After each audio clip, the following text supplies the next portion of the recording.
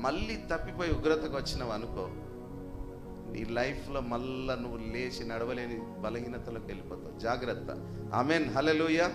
కాబట్టి ఈ సంవత్సరంలో ఇంక్రీజ్ ఇన్ యువర్ ఫెయిత్, విశ్వాస జీవితంలో అభివృద్ధిలోకి రావాలి. దేంట్లో అభివృద్ధిలో రావాలమ్మా? చెప్పండి, ఎన్నుకున్న వారు చెప్పండి.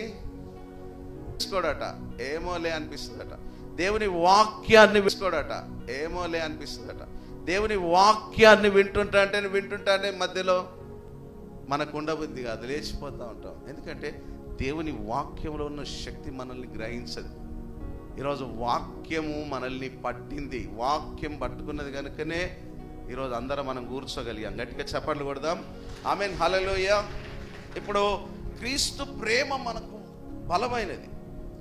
సర్ వాల్టేర్ అనే ఒక వ్యక్తి అట దేవుని వాక్యాన్ని, దేవుని శక్తిని ఫెయిల్ చేద్దాం